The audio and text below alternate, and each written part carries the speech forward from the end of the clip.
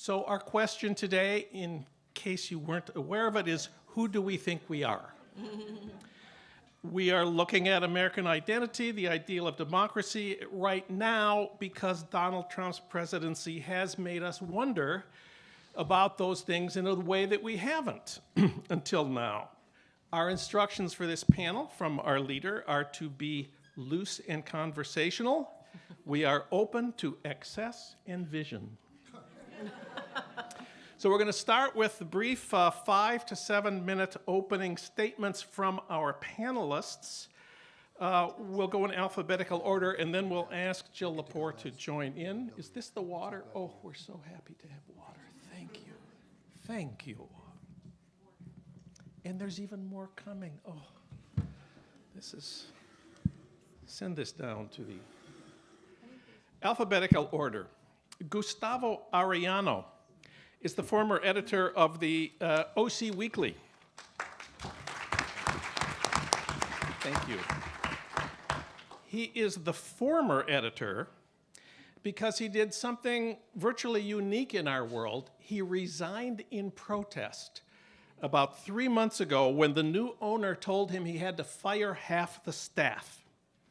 For that, Gustavo, you are a hero to journalists and to readers. We salute you. We thank you. Now he's a regular columnist for the LA Times op-ed page. For more than a decade, he wrote a weekly column called Ask a Mexican, which took up questions that bothered white people. For example, why do Mexicans customize their trucks so ugly? And how Mexican should I allow my adopted Mexican son to be?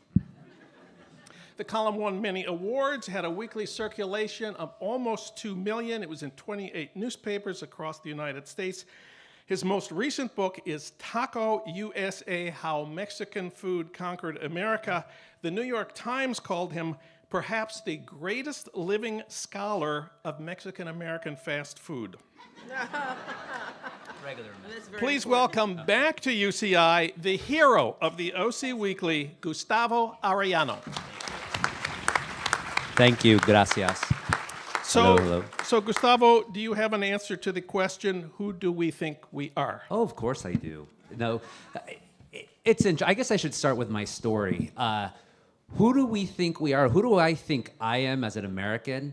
I could tell you. I'm the son of a former illegal immigrant who came to this country in the trunk of a Chevy, and he pronounces it Chevy, so I'll say it Chevy, in 1968. It was driven by a hippie chick from Huntington Beach and her pocho boyfriend, her assimilated Mexican-American boyfriend. It was my dad, he was 18 years old, his cousin, and then just a stranger. They had each paid this woman $50 a piece to smuggle them from Tijuana, just right across the border.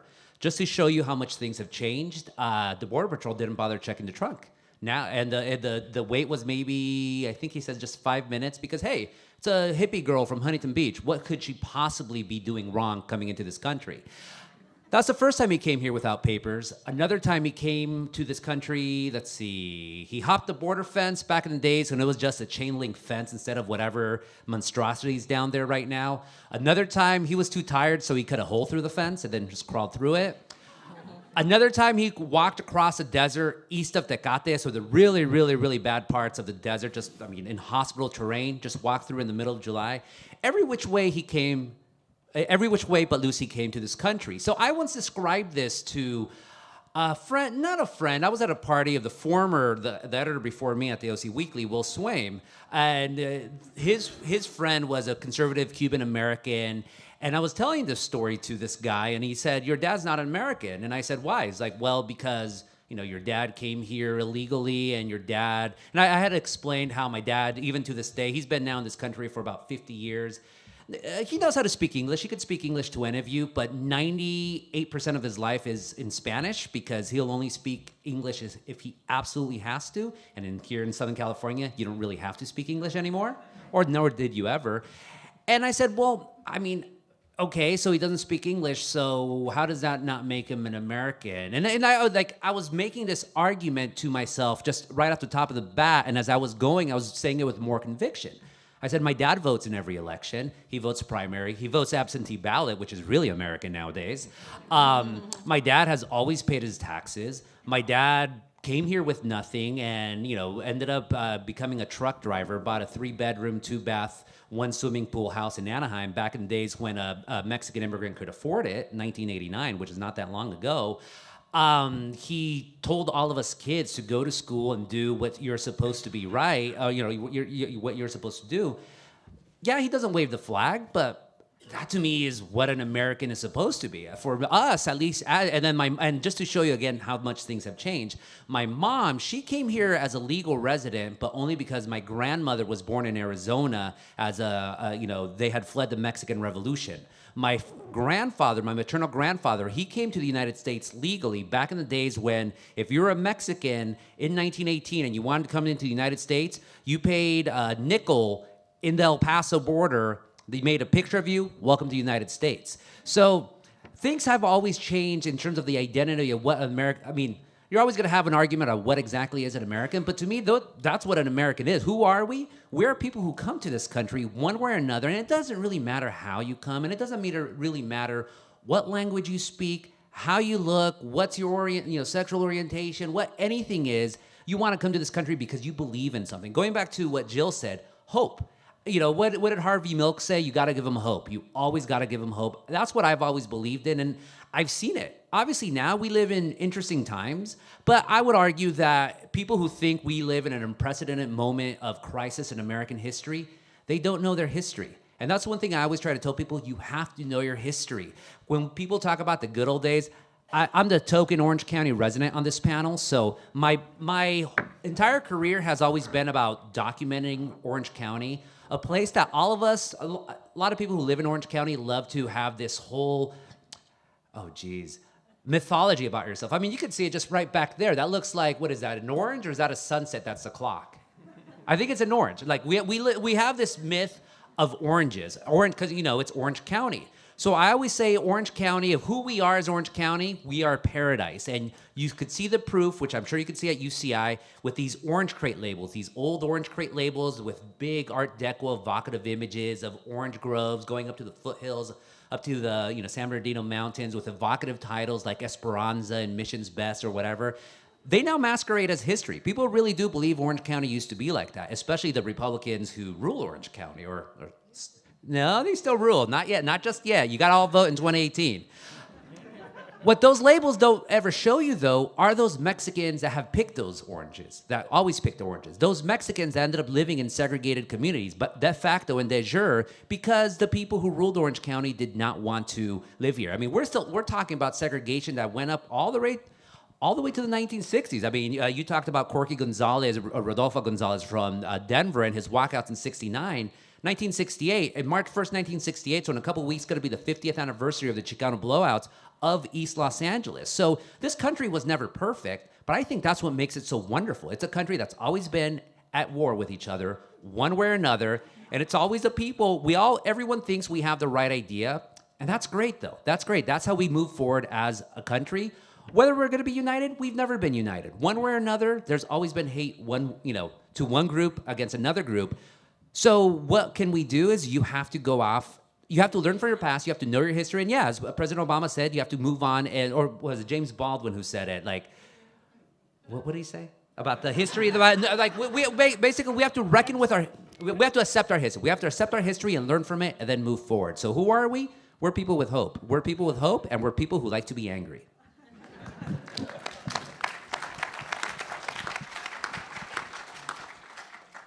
Annette Gordon-Reed is the Charles Warren Professor of American Legal History at Harvard Law School and a professor of history at Harvard University. She started out as a practicing lawyer. She spent quite a bit of time working with prisoners at Rikers Island in New York City. That was a few years ago. She's the historian who showed that Thomas Jefferson was the father of Sally Hemings' 5 children. In 1997, in her first book, a very gutsy thing for a young academic to take on in her first book. That work culminated in the more recent book, The Hemingses of Monticello, An American Family. It won the Pulitzer Prize and the National Book Award. Her most recent book is Most Blessed of the Patriarchs, Thomas Jefferson and the Empire of the Imagination. Her honors include the National Humanities Medal, a Guggenheim, and a MacArthur Fellowship. And she wrote what may be the single best piece about Hillary in the New York Review about 2 issues ago. Please welcome to our conference our MacArthur genius, Annette Gordon-Reed.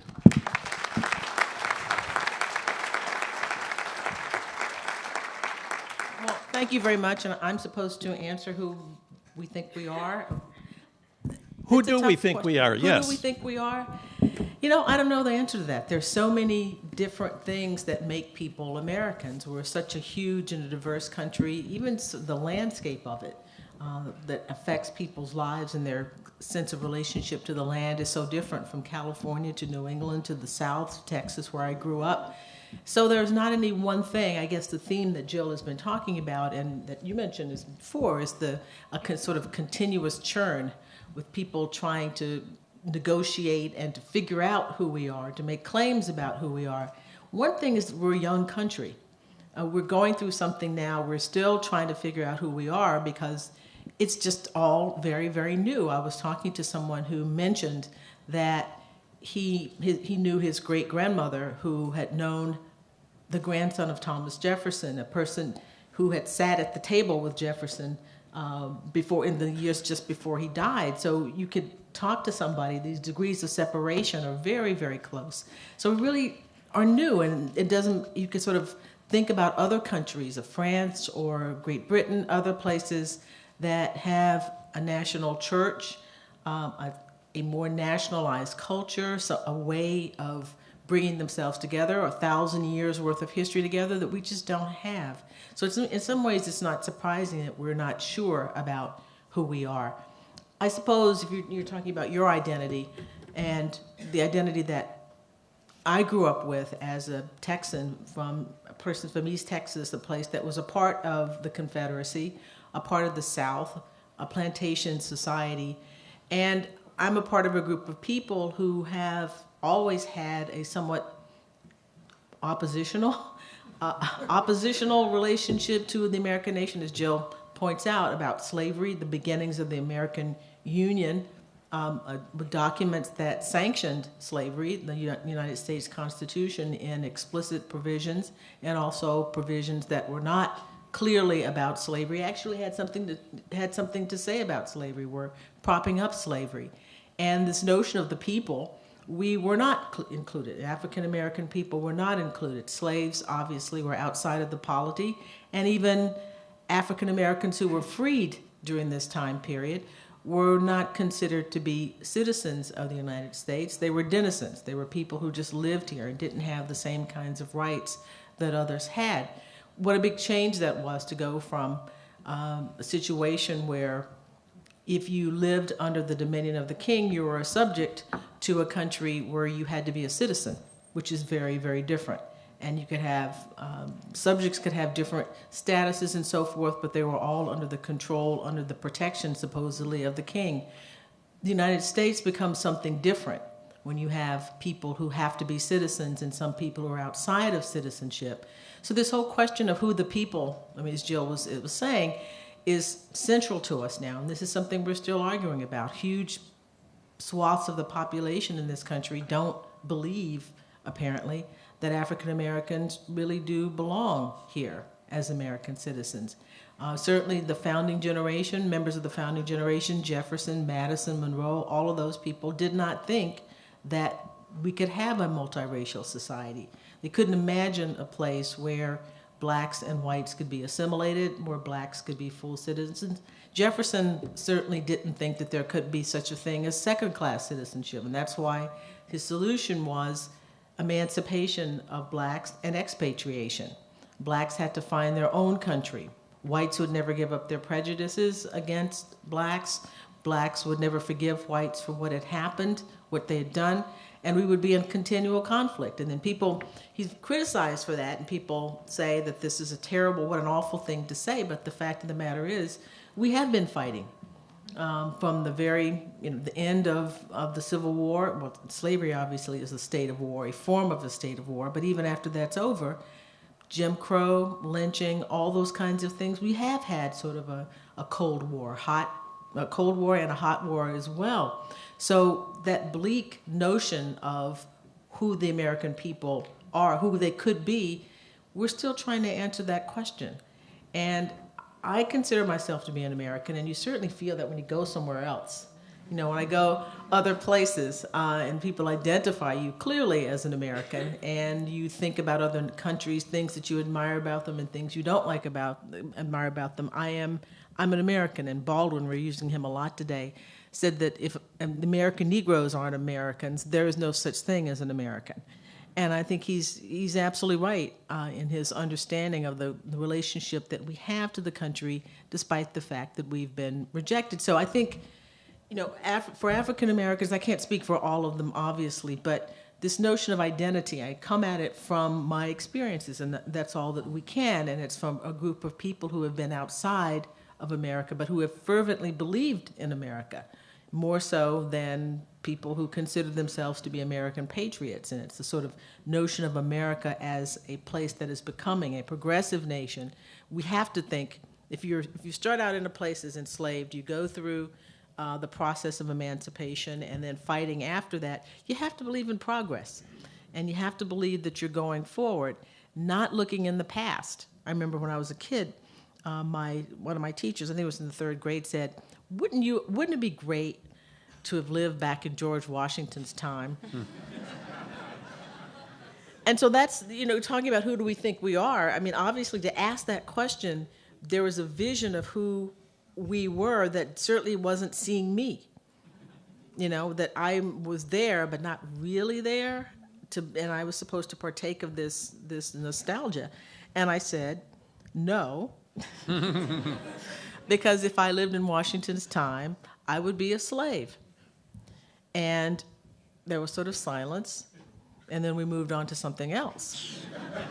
But that's the identity, this whole question of identity of who we are is tied up in the sort of separate parts that we have here. It's great, the diversity is wonderful, but it will take some time, years, before we have and I think it will happen, a more melded understanding of what it means to be an American, an identity. Right now, we're just a group of people who are trying to make it here together and to try to live together in as peaceful manner as possible without a sense that we are united certainly by blood and family. We've managed to have a situation where we do have first-class and second-class citizenship, where we have citizens who are supposed to be equal, but we can't, so long as we don't try to form families together, which is really what you think of nations to be about, a nation, a family, a community, up to the nation.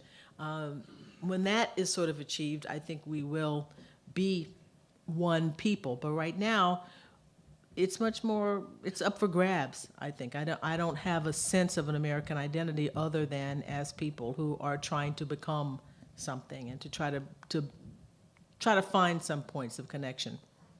No, thank you.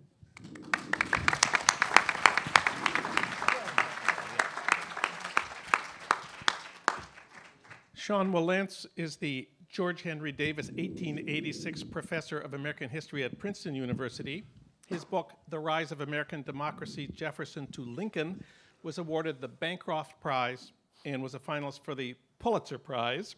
His most recent book is The Age of Reagan, A History, and he has a terrific piece about Arthur Schlesinger in the New York Review, the same issue where Annette Gordon-Reed has her piece about Hillary. We call it the Irvine Conference issue. He also holds the title Historian in Residence at the official Bob Dylan website, bobdylan.com. If you Google Sean Wilentz and Bob Dylan, you get more than 25,000 results. Sean, I have to ask you one question on behalf of the audience. You are Sean Wilentz. Our conference organizer is Amy Wilentz. Are the two I'm not of going you, there. Are the two of you, first of all, are the two of you related? Yeah, we're related, all right. And why is it that you pronounce You want to your know name? the answer to that question? I do. Okay. An uncle of hers ran for the Senate in 1966 against Clifford Case, which was a dumb thing to have to do, but he took one for the team. And he had a button, a great button. His slogan was, now how are you going to make a slogan out of the name Wilentz? You're not going to do it. So he called himself Wilentz, and the button said, Wilentz makes sense. So I thought if it's good enough for him, it's good enough for me. And that's why I'm Wilentz as opposed to Wilentz. That's the true story, right, Amy? All right, very good. And Anything else you want to know? do the two of you appear often together at conferences? I wish we did more. You know, I wish we did more. I love my cousin very, very much. So it's always a pleasure. I mean, you know. Well, thank you for explaining. Is that, I'm done now? Question? There's only That's your one other. identity. That's it. We're getting your identity in a The big only way. other question we have for you is, who do we think we are? Who do we think we are? That's a very big question. I mean, John, I don't know who I am. And I certainly don't know who you are. So how am I supposed to know who we are? It's crazy. All right, identity. I don't much like identity myself, but, you know, I'm half Jewish and I'm half Irish, which I've said makes me a Judeo-Celt. And I'm probably a party of one in that, maybe even in this room. We have a little association, but that's about as far as I go with identity. In thinking about America, though, I think that's really the question. It's not so much who are we, but what is America? I think that's the question that I come to, and that's a very big question. I've devoted my life, as has everyone on this panel, devoted his and her life to figuring out that question. And when I come down to it, I mean, you know, it is a fight. I mean, I wrote this book about democracy, and I said the democracy in America is the spectacle of Americans arguing over democracy. So it's always a fight. But what is it a fight over? And I think it's what makes America America are the words that Jill talked about. Now, they were excluding. They excluded a lot. You know, when Jefferson said all men are created equal, well, he didn't mean necessarily, but we mean it to be. But he said it that way. He said it that way, which more than he could have realized started a fight. And America is that fight, that argument. Now, it can be had in many different, you know, tones. It can be had in many different ways. But that's what it's been about. I bring to mind, this conversation has brought to mind a man that we know about, but maybe you don't, named David Walker. And David Walker was born free in North Carolina, but he ended up in Boston and writing an incendiary pamphlet, which he managed to get smuggled down into Charleston, and there was a big kerfuffle, and he ended up dying under somewhat mysterious circumstances.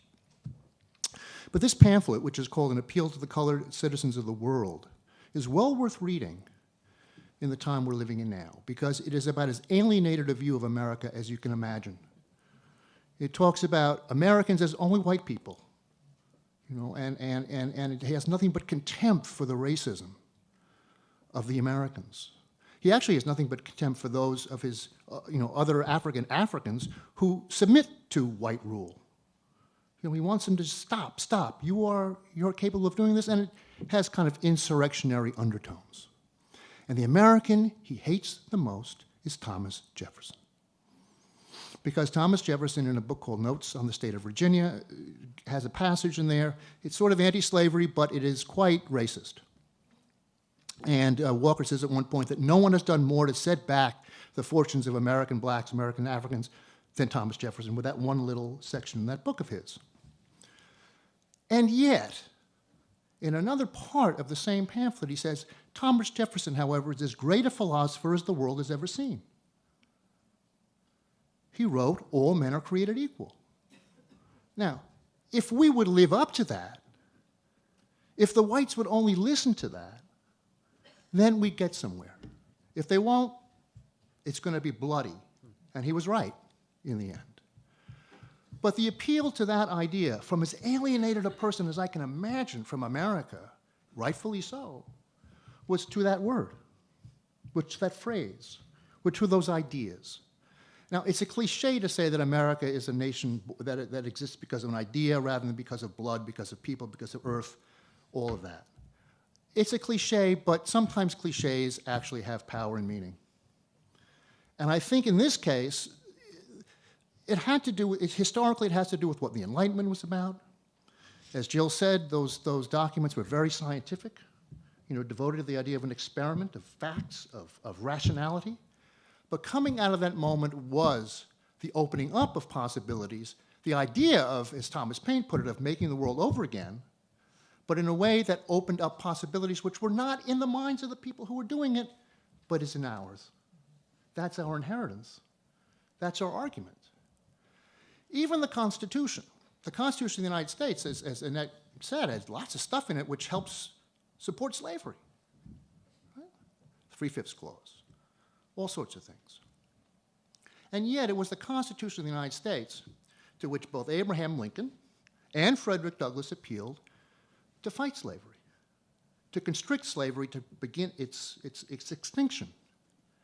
So a country that has a constitution that is entwined with slavery also has a constitution which is able to empower, eventually, the overthrow of slavery. It's going to take a war, yes, but the movement came out of those people that I just mentioned. So it's a land full of contradictions, but in the very words upon which it was founded, there is always hope. There is always hope. Because where there's a fight, there's a chance.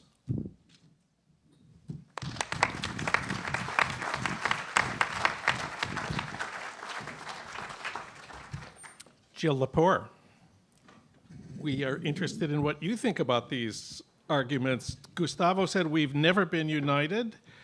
Annette said, I come at this question from my identity, which is the only way to do it. Sean said, the question is, what is America? It's a fight, and that means there's a choice. Some of my notes. I think my task on the panel is to just find as many occasions as possible to say, Wilentz makes sense. Really, that's all of our charge now, because it's a good line. One of the things that you hope to do on such a panel is to really disagree with your fellow panelists, because it models good civic behavior to disagree agreeably.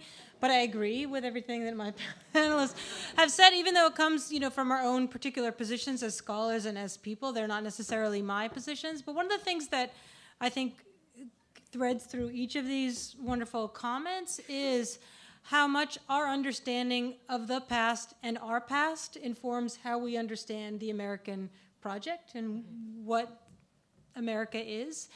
And that's something that I've really struggled with in trying to write this kind of epic history of America that in my view, hopes to cross the political divide. I think we really do have two very different accounts of American history that are present and that divide us, that align with our different political positions. I spent a lot of time reporting on the Tea Party movement in 2009 and 10, and the people in the movement were a lot like your third grade teacher. They were incredibly nostalgic for what they perceived to be a simpler time, a time of great heroes and wonderful courage and the greatness of people like George Washington. And if we only had that, their hope lay in Washington as the kind of Shepard Fairey, reimagined Shepard Fairey.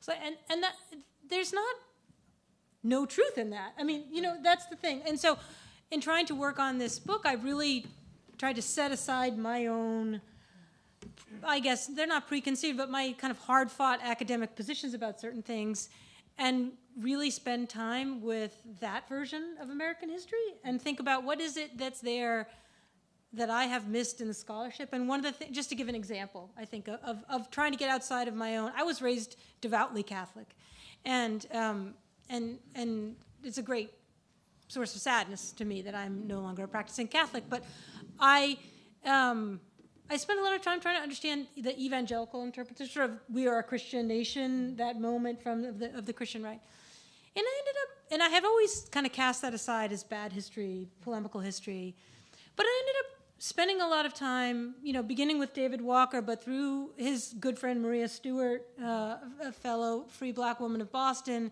thinking about the role that the Second Great Awakening played in the abolition movement and the way that Christian evangelical preaching sacralized the promise of the Declaration of Independence. that it took from Christian theology the idea of spiritual equality and applied that to Jefferson's notion that we are created equal, and actually insisted that that was true in a deep and entire and absolute way. And that comes from that moment of Christian history. And it felt really important to me to be able to offer that up in an account of the American past, where the generation of people I went to graduate school with were largely secular. A lot of them were very alarmed about, it was the moment of Anita Bryant and a lot of really kind of brutal political campaigns of oppression against people, and a lot of rejecting of any role that religion, or especially Christianity, might have played in American political history. So I think I just tell this story as an example of how we actually do need to think about how other people tell the story of the American past and not just our own, if we're actually serious about doing what Annette asks us to do, is recognize we are a young nation, we have a lot of work to do. We actually got to do the work. Yeah, on that's a continuing refrain that I hear from people who work in the early American Republic, is that the secular nature of most historians' lives, or many historians' lives, sort of overlooks how much religion, how important religion was in the very beginning of, in the Second Great Awakening and shaping early America. And it's not that you have to believe the things, but if you take one aspect of people's lives out of it, then you've sort of distorted the context. And so people who still are in touch with that feel alienated from you, or alienated from a history that doesn't take into account how those kinds of forces shaped America. Yeah, and it is this whole question is, do you always want to, I guess it was Gordon Wood had a piece in, what was it? It was in the Wall Street Journal a couple of weeks ago, that there was some chatter on my Facebook page about basically saying that historians are telling a negative story all the time about the founding of America, and that some good things did happen, but it's just one oppression after another is the story that people who are outside of the academy think that's going, well, that he hears from people, and I think he may believe it himself. But how do you balance that? Because you can't tell just the rosy story, but it can't be all that as if nothing happened, nothing was accomplished. Nothing good was accomplished. I think in that case, that's where, as reporters going into, journalism, the first draft of history, I think it's incumbent upon all of us to tell the stories that we see right now, but also just be very clear-sighted about the past. Yeah, is American democracy a wonderful thing? Is a constitution just like this amazing document? Yeah, it is. Were the founding fathers a bunch of racists? Yeah, a lot of them were, for sure. I forget was John Adams bad? Because I always liked John Adams. John Adams was from New England, and there were like 3 black people in New England, so it's easy to be nice when there are 3 black people somewhere. Awesome to know. That's not what they, that's awesome. But you take what had happened in the past, and then you have to be honest with it. So people always say that also about journalism. Oh, the people who practice history, you're always carping on the negative. I frankly think carping on the negative is a great corrective to all this positivity and manifest destiny, everything that has been informing this country right up through the 1960s and beyond. Going back to Orange County, I got to bring Orange County again. You read all the Orange County history books really up until your former colleague, Gilbert Gonzalez. Right up until 1991 or so, I forget when it was published, you read all the Orange County history books of the past for the large part, it all tells you the same story. Wonderful men and women created Orange County. Everything was wonderful. Nothing about the minorities, because no minorities existed, of course, in the history of Orange County. All of that, and of course, central to this is citrus and development and all that. Then here comes Gilbert Gonzalez, who is emeritus in Chicano studies here. He wrote a book with a very simple title, Labor and Community. And that book, the very first time ever an academic decided to go find the Mexicans in Orange County, the orange pickers, and say, hey, so tell me about your history. What did you folks do? And what did those people do? You had a completely different version of Orange County. Now you had citrus strikes, the Great Citrus War of 1936. Now you had how do you say it in English? Mutual benefit societies, all these immigrants coming in. Now you had, these Mexican immigrants, yes, getting into these Americanization programs, but also keeping their Mexican identity, celebrating Cinco de Mayo. People say, oh, Cinco de Mayo is just a white holiday. No, it was celebrated by Mexicans here in the United States as well. You have them going off to World War II and fighting and giving their blood for this ideal that kept them segregated and all that. So ever since then, now you have all these great histories of Orange County, these revisionist histories. Lisa McGurr, what's the name of Lisa McGurr's book? Suburban Warriors. Yeah, Suburban Warriors, which is a great book, but had nothing to say about minorities in Orange County whatsoever. That's the biggest flaw of it. You have all this great, talking about the Mendez et al. Versus Westminster et al. Case, talking all about that. I love those histories. I think all those people should know those histories. But yet, when you try to talk to the quote-unquote amateur historians, or for the most part, the people who not necessarily inhabit the academies, but definitely run our day-to-day lives here in Orange County, they go back to what you're talking about and say, why do you always have to carp on the negative? I don't think it's carping on the negative when you just say the truth. And frankly, and it's very telling. What did we talk about that's negative? At least so far, what I said, okay, you had Mexicans who were trying to organize a union, or at least get an increase in their salaries for picking oranges. You had Mexican parents, a lot of them Mexican-American parents, World War II veterans, fighting so their children could attend schools that weren't separate from equal. You had people fighting housing covenants and all that. That's supposed to be negative history? Anyone who says people who tell history is negative is frankly naive. Yeah, I'm okay. Yeah, Sean's okay. I've been thinking about the image that Jill concluded with of the tattered ship. Very powerful one. And I think there is a disagreement on this panel lurking in her description of the tattered ship. The tattered ship has lost its way partly because of the liberals. The liberals who have embraced identity politics, the way the argument goes, and Annette actually writes about this in her provocation piece for the blog of this conference. The conventional story is the New Deal Democratic Party was an alliance of diverse groups that fought for the same social programs and made America great. But liberals since then have fallen apart basically because the blacks, the women, and the gays have disrupted everything by pushing their own narrow agendas. And so the identity American has been left to the white men and then claimed by you-know-who. I wonder what our panelists think about this argument. Sean, you've thought about this.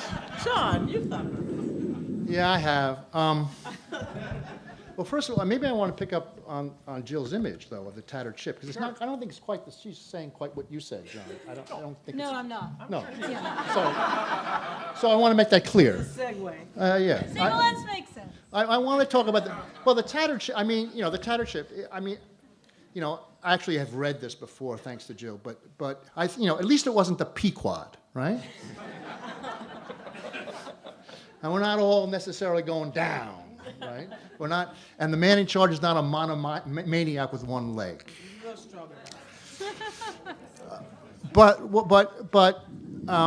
So there's hope. But the question is about liberals, right? Is that what you want to talk about? Okay. Yeah. So, I mean, look, first of all, the New Deal is fine, it's great. Don't forget, the segregation of the South was part of the New Deal, too. So there were contradictions inside of that old liberal order. And the contradictions all came to a head in the 60s when the Civil Rights Movement happened, or it had started much before that, but when the Democratic Party finally embraced the Civil Rights Movement, sending everything askew. So that's where the problem comes from. It's not with any particular groups asserting their identity in any particular time. It was history. And a kind of liberalism that we all grew up with, or certainly I grew up with.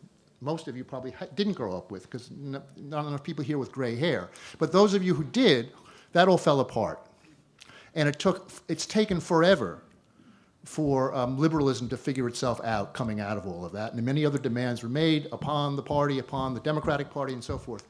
But that's a complicated story. Now, the question that Jill raises, I think, is one of cowardice or fear of people, of liberals, being below decks, not quite sure where they're going. They forgot where the horizon was, and they are now. And I guess I agree with that, but I also kind of don't agree with it. And the reason I kind of don't agree with it is because we're in California. For a long time, California gave us Herbert Hoover. California gave us Richard Nixon. California gave us Ronald Reagan. For a long time, California was the anchor of the Republican Party nationally. The Republican Party barely exists in California right now. Barely exists. My point being that California is an image of precisely what we're talking about as something that we like. With public policies going in the direction we kind of like, with people of diverse backgrounds all kind of getting along in this audience. California provides a model, I think, for how liberalism ought to go. And when I say liberalism, I mean liberalism, not progressivism, I mean liberalism. That's where it ought to be going, and it can serve as a model. Now, this is me being absolutely optimistic, okay? This is me at my sunniest, happier warrior self. Nevertheless, I do think that there is in America, because we're in America, there are models and possibilities for, not just for hope, but for action, and for ideas, and for leaders. One of the problems that Democrats have now, liberals have now, is that there's a kind of leadership deficit. When all of your leadership is over 70, you have a problem. And I say that, as a gerontocrat myself, but nevertheless, too many old people, not a great idea. But I do think that there's political talent brewing here. I think that the future could very well be here. So I'm not quite, and certainly people are not frightened. Certainly people are not below decks here in California. So that's my hopeful side of all of that. And I know I'm playing to the crowd. I know. Playing to the galleries, it's shameful, but nevertheless, it's true. Please. I want to say really quickly, all of this in California, by the way, happened because of identity politics. And it happened all because in 1994, the Republican Party decided to push something called Proposition 187 that explicitly pointed out that undocumented people were basically the others now. We had to push them away.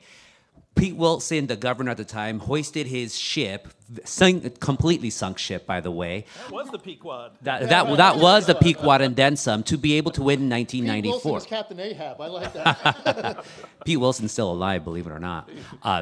Ain't looking good. But because of that, you had an entire generation of specifically Latino and Latina politicians who were college activists at the time and said, screw this. That really was the last gasp of that old white Republican California. Now you see all the leaders up in Sacramento, Kevin De Leon and all those people, Javier Becerra, the Attorney General, hopefully not Antonio Villaraigosa as mayor, but he was also important in his way and all, but that was specifically identity politics. Identity politics has, and of course, in those identity politics, though, those politicians don't necessarily, don't believe what the Republicans say, that all these politicians are, machistas, although a lot of them were, awesomely enough, trying to create Aslan and Reconquista, all these buzzwords as they hear. The big lesson from the identity politics revolution of California was that these people saw a group was picking on us. Once they start picking on us, now they're going to start picking on other people as well. That's why you now have these alliances of progressivism and all these different identities rallying under the banner of being anti-Trump here in California. And a lot, going back to this idea of did identity politics kill liberalism? I don't really, or this idea of Americanism, I don't really think so, because yes, you have all these different identities and saying we're not American, we're this, and that. But at the end, they're all arguing that we want to be seen in this American experiment. With Chicano studies, that's all Corky wanted. That's all these people who pushed for Chicano studies wanted. They said, our history is not being taught in these schools. We want our histories to be taught. And that's a great failure of historians of the past and also the school custodians of then. That prospect, though, still scares a lot of people. Why should we be teaching Chicano studies history? What they're saying is, why should we be teaching American history that involves Mexicans and Latinos and other groups as well? That's all it is. Jill, would you please tell us about the tattered ship and cowering below decks and unable to navigate by the stars. What were you talking about? I wasn't actually talking about identity politics, among other things. Right. I guess I can mark out some areas of disagreement here, though. For one, I don't think I would equate hope for the United States with the possible triumph of liberalism. I guess like we could say, oh, liberalism is not as dead as Lepore said liberalism is, and therefore we should be hopeful, which is, I think, what Sean is suggesting. Absolutely. So we disagree both about the mortal condition of liberalism and about whether the future of the United States rests in liberalism's triumph. And a piece that is missing from how I get to that scene in the end of the book is that I think the work that was done in the 60s and 70s, the really explicit and important arguments and the new scholarship that insisted the United States is not the story of George Washington, and then everything is they all lived happily ever after. That tradition, that you can think of Du Bois as a hallmark of, but there's incredible important work that comes out of the 60s, 70s, is all, of course, essential. And the problem is it hasn't been as fully integrated to the kind of school book history that's still out there. And it doesn't work to have two different versions of the nation's past. So there has to be some way of pulling those things together. But when I think of the ship as tattered and sinking, it is actually largely a technological argument. And that's missing from anything that I kind of introduced here. But I think when you think about the very particular, if you trace through American history, the course of political polarization from 1972 to the present, which is when polarization begins to rise, really around 72, when income inequality also begins to rise and they track one another, that there are these very sort of specific maneuvers that are made in the 1970s by the two parties that are about driving people to the polls with highly emotional issues. And it works extremely well. And a whole party apparatus is put together by both parties to do that. Really, it's kind of the abortion guns divide that gets people out to vote. And the parties realign to some degree over those issues. Those issues are actually attached to many other issues. The guns issue is completely attached to the immigration issue. Even though we don't think about guns as an immigration issue, it's really a proxy war over immigration in many ways. But the reason that we now can't escape that is that those forms of political polarization, which had to be done by hand, are now automated processes, and we cannot escape them. And so when I say the ship is sinking and the liberals haven't been paying attention, is actually people have not thought about historically the role of the way that something like identity politics, which is a term I don't think really describes what I'm even talking about, aligns with market research and market-driven advertising and market-driven political advertising, and the things that we think, oh, the internet caused that. Those things were put in place in the early 1970s. Long before the RNC even had an IBM mainframe computer. Right. So it's the automation of polarization that I worry about, and that I think leaves us. That's sort of why I end with "Navigate by the Stars." That there's a kind of this is my gray-haired thing. There's a kind of old-fashioned politicking that liberals have become bad at. Really lost talent at, and they're still good at the emotional appeal kind of piece of things, but that's very polarizing, and we're trapped now in a box that we have built and we don't know how to unbuild. The automation of polarization. Wow. Anybody have any thoughts about the automation of polarization? It's a lot worse for the ship than some of the other things we were contemplating. Yeah, the Russians have taken it over, right? I don't have any thoughts about it particularly, except technology always changes politics, and Jill's book talks about this extremely well. What am I trying to say here? What I'm trying to say, though, is that I think in terms of the liberals, they do have to learn. They should learn from their own history a lot more than they do. I mean, they're always looking to the future. They're always looking to, technology in some ways as the answer to all of our questions. Well, it's not. And I think if liberals actually understood what liberalism was or is, they'd be in much better shape. But that's an argument for another panel, another question. So I didn't answer your question at all. Okay. Annette, in your comment, you had this striking idea about who do we think we are. You said, I come at this question from my identity, which is the only way anybody can. Of course, on the other side, we have the white men who claim that they are the Americans and the rest of us aren't. I guess I'm a white man, so I'm on the other side of that somehow. No, but I'm from California. Yeah, it's from California. Right? Oh, thank God. Okay. So I wonder if you could tell us a little bit more about what you wrote in your provocation about how it has come about that the identity of American has been left to the white man, even though we all come from a position. Well, what I meant before is that it's very difficult. You can try to understand another person's life and the things that are meaningful to them, but if I'm thinking about identity and identity as an American, I do come at it. It's a subjective kind of thing. I am using my experiences, the things that I thought about, to try to construct some understanding of what other people are thinking about. It's from my perspective, and that's what I meant. No, identity politics, the sort of critique of it, and that's what I was suggesting or talking about in the provocation. The thing that came to mind is a famous statement that Blackstone makes about coverture, about marriage. And I'm paraphrasing him, the man and the woman become one, and the one was the husband. And this is very much this notion of American identity in a time period when we were just Americans. The one was the white American. And by talking about Chicano identity or women or black identity was to be separating, to be something that you were trying to separate people out. And what essentially happens in the 60s is it isn't just history that happened.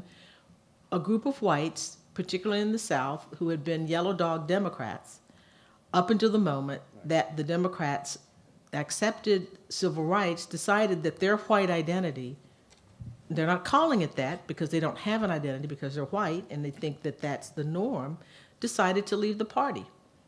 They didn't have to do that. There were many whites who stayed, and whether this notion of identity that is seen so clear when people are talking about blacks or people who are non-whites operates in whites without being seen. And the actions operate. I think the whole notion now, this push to try to bring the disaffected whites back into the Democratic Party. I mean, we could win elections with the coalitions that we have, but the whites who are in, it appears, who are in the Democratic Party don't want to be the minority. They don't want to be the minority, even the minority that wins. It has to be whites, and there's this constant push to get these people who don't believe anything that has anything to do with the Democrats back into the party. And it's like, why? Why don't you want to win with us? Winning with black votes, winning with minority votes is not good enough, because when you win and you are a minority within that winning coalition. So this is something that I think whites have to sort out. This is a real problem. I mean, it's a real issue, and understanding about what is it about. Well, it's white supremacy. And it's white supremacy, and that is something that only white people can challenge. We cannot go to whites and say, we shouldn't have to go to whites and say, I'm a human being and I have a right to be on this earth, and I have a right to be an American. We have to figure out why don't you want to win with whoever is with you, instead of the constantly searching to get the other group in when you know that you're never going to get them. It's a futile effort. So there's something about race and understanding about domination, all those things that are present that we just don't talk about as much.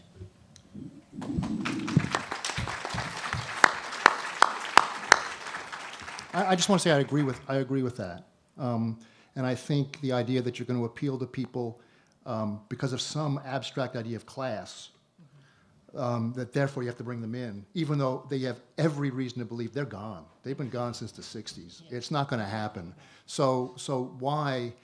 Because it's a fantasy. It's a fantasy that's based on sort of good-heartedness, you want, right? But it's not reality. the thing that I wanted to add, though, about identity politics was that I think the person who best sums it up for me was James Baldwin. When he talked about how, you know, he basically says, America, you don't get it. You're black. You don't get it. Everything you love, rock and roll, you know, Southern, you know, soul food, ribs, you're black. Dig it. That's a hard one for people to, that's a much harder thing than to say, I'm black, I'm beautiful, I'm here. Now that's true, but if you say, but you're black too, that really gets people. And that was Baldwin's whole point, is that's the powers. There is no America without all of these things. Chicano, what have you, what, all the things you're talking about, fast food. It's all there. You have to have it. You cannot be America without that stuff. And that is a real shock to a lot of white people. Let me tell you, they don't want to hear about that. But, you know, Elvis Presley was Elvis Presley. Elvis Presley, you know, got it. Now, you know, true, he hung around with Richard Nixon, he did all sorts of weird things later on, blah, blah. I'm not talking about his politics, I'm talking about his life, his music, his art. And in some ways it is in the art and in the food and all this stuff, where to be an American, you have to accept your blackness. And if you don't accept your blackness, you're not an American. Right? Just as, you know, we all have to accept our whiteness. That's part of it too. You know, all those old guys with the wigs, and even John Adams, who never saw a black person in his life, nevertheless, he was there. He matters. He's part of us too. So we all have to accept all of this stuff, even if we don't like it, because it's inevitable. You're not going to escape it. When Baldwin talked about Americans having to heed their own history, that's what he's talking about. That's the history we have to heed. So it's not like you have much of a choice, guys. Yeah. Can I ask you? So I'm going to tell a short story, a true story. In 1959, a political scientist at MIT who knew a lot of computer science, worked with all the computer scientists at MIT, who had worked on Adlai Stevenson's campaign in 1956 as a kind of brought-on political consultant, formed a for-profit corporation called Simulmatics Corporation. It was a political consulting firm that used a UNIVAC, the first political consulting firm to use a UNIVAC to figure out what strategy a political campaign ought to take. And their first client was the Democratic National Committee in the summer of 1960. And they were asked to decide what Kennedy should do about the Negro vote, as it was called at the time. Right. The Negro vote in the North, because at the time, this is 1960, black men and women cannot vote in the South before the Voting Rights Act. And what they do, these computer scientists and political scientists at MIT, is they devise a grid that they call the 480. There are 480 possible identities of Americans based on their age, race, religion, party affiliation, economic strata. And so you could be a 47-year-old Catholic Irish woman from Detroit. Like they're fairly minute gradations. And they feed into the UNIVAC the polling results and the election results that they get from the Roper Corporation, a polling organization.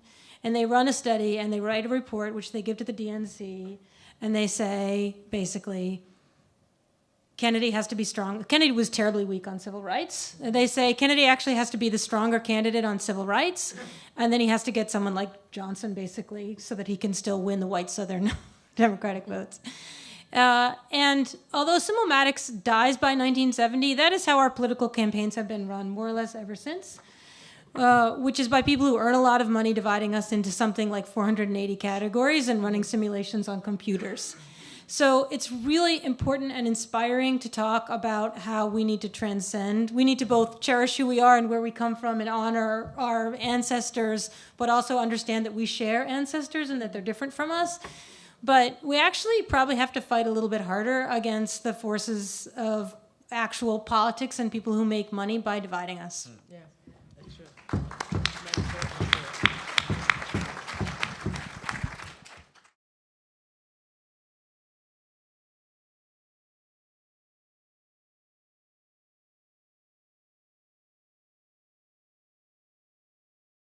I had the most fun writing that. Thomas Jefferson and Sally Hemings, An American Controversy. Yeah. One of my favorite pieces is the review I wrote of that book.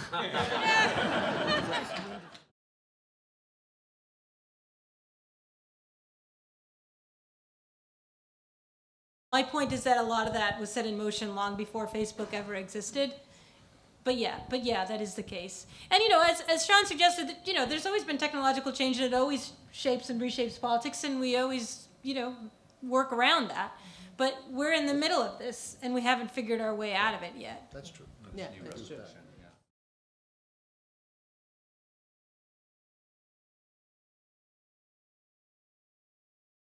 I get it. It's been that way forever, by the way, and not just in California. And there's a lot of frustration. I actually wrote and I can plug a book I wrote, which is all about this, actually, which is about the tension between politicians on the one hand, people I call politicians, and egalitarians on the other, meaning social movements, the egalitarians, grassroots, what have you, and then the politicians, the people who actually have power. Now, the contention of my book is that you need them both. You need them both. And there's going to be tension, but there's a kind of division of labor. The best example of that, I think, from American history is Frederick Douglass on the one hand and Abraham Lincoln on the other. And they had all kinds of tension, and it was all very difficult. But they understood, and Douglass actually has a speech about this later on where he talks about it. He said, look, viewed from one angle, from the angle of the social movement, Abraham Lincoln looked like a backward, sellout. He was going to do anything he could to keep slavery from being the issue of the Civil War, and we're trying to push him. But viewed from where he sat, he was radical, swift, and decisive. It's a division of labor. They need each other. And at the point where I think radicals in their frustration get so angry at politicians that they don't want to have anything to do with them, or at that moment when politicians become so smug that they think they can do without the social movements and they get all the credit and they deserve everything, that's when change or forces of change fall apart. And that's always a possibility. It was a possibility during the Civil War. A lot of people, including Douglass for a little while, wanted to defeat Abraham Lincoln in 1864. Those of you who know your history, that would have been a disaster if that had happened. And a lot of radicals wanted to get him out of there. They needed each other. So I know it's hard. Believe me, I've been on both sides of this. I've been a politician and an egalitarian both at different times in my life. And I know it's hard. But I tell you, as a historian, I can say there are these moments, and they're very brief often, when the two actually converge beautifully. They converged in the 1930s. They converged. I was just listening to Lyndon Johnson's We Shall Overcome speech. They converged in 1964, 65. It can happen. We're fated never to have those moments all the time. People think that's going to be, the way we live. No. We're going to be out of phase as much as we're in phase. But it's those moments, I think, that I would crawl over glass to get to one of those moments again. We will, I think, despite the technology, despite all of the things.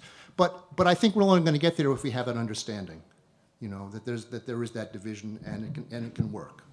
The worst the left can do is demand ideological purity. When that happens, you just start trashing each other. And meanwhile, the Republicans are laughing all the way to the bank. That's the way I've always seen it. Especially,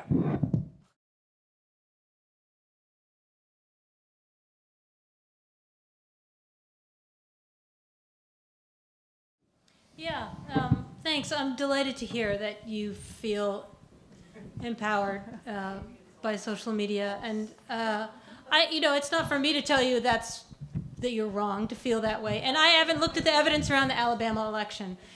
Insofar as there is a growing body of scholarship, there was a book a number of years ago called The Myth of Digital Democracy that attempted to debunk the early digital utopianism. I spent a lot of time thinking about why the internet is the way it is, and it is because of the libertarians who designed it, who argued for deregulation. They were largely led by Newt Gingrich in the mid-1990s, and I think we see the consequences of a certain kind of lawlessness, an embrace of a government-free society. So I look at it with that vantage. And that said, I'm not on social media. I don't understand the appeal of it. I think we should all get off of it. I think it's quite bad. but I haven't looked at the Alabama election. Now, but your question presumes, and there's a lot of ideological homogeneity in this crowd. Your question presumes that we all agree that the outcome of the Alabama election was the right one. And, you know, from a different political vantage, then that use of social media was a disaster, right? So I guess I just would urge us to pull back a little bit from imagining that we can chalk up political victories all on one side of a political spectrum here. Doesn't Trump disprove the idea that the automation of anger is responsible for our current situation? Hillary was the one who relied on the scientific approach, and Trump just followed his famous instincts. And all those tweets. Right. Yep. All the tweets. I'm vowed not to speak about Trump on this day. And we thank you.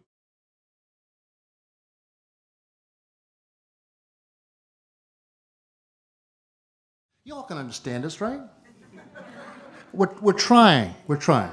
I mean, it's true that we live in many different worlds, and we have different, idioms, right? And I suspect sometimes when we talk the way we talk in here, if we were in another place, people wouldn't think we were rigorous enough. But it is a challenge, I think, and I'm going to let my other colleagues talk about this, but there is a challenge between being in the public realm and being simply in the academic world. And it happens that of the academics on the panel, all three of us are people who do both, who try to do both. And it gets kind of skitsy sometimes, but you do what you can to hold it together. And we thank you for that. Yeah, I mean, there's been a lot of controversy about this. I'm trying to think who else. There was another one, a piece when someone was saying that academics, historians in particular, have not been in the public sphere. That's really not right. There are a lot of people, podcasts, there are just so many different ways of doing it now. Historians are on podcasts, some of them are on Twitter. I don't know that Twitter helps that much. But, you know, Facebook, other kinds of, and speeches, talks, and so forth. So I never wanted to be a writer other than to try to reach as many people as possible. In order to do that, you have to write a certain way. You have to present yourself in a certain way. But Sean is right. Among colleagues, there's jargon, there's ways of speaking that can be alienating to the public. But it's critical, I think, for historians to be in the public sphere. And certainly Jill, I mean, all of us, we've all done this.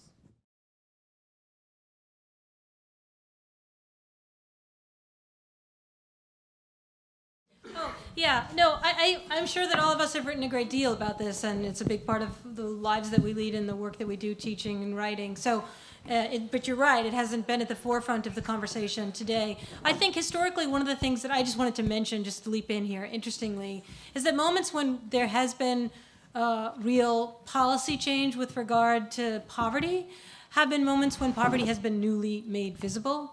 So, or more widely experienced, where the burden of poverty has been greater.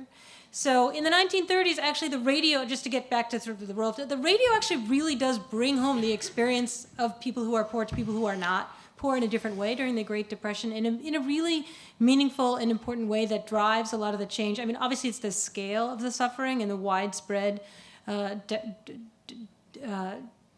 indigence during the Great Depression, but there is a question of the hiddenness of people's suffering that I think is part of the problem that we endure now. Can I add? I mean, I think there's a thing. There's inequality, and there's how we think about inequality, and they're related. And it seems to me as if, you know, over the last 30 or 40 years, egalitarianism in America has come down to I want whatever I get and screw you. That's equality.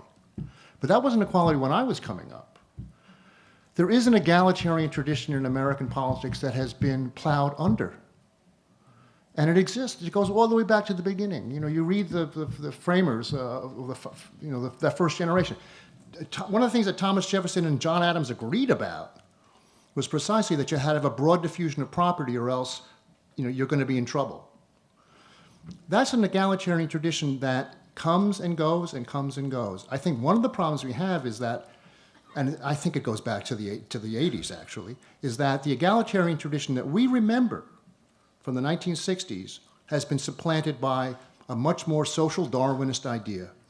And it's very hard to get into the conversation when social Darwinism is predominant, because you get shouted down right away.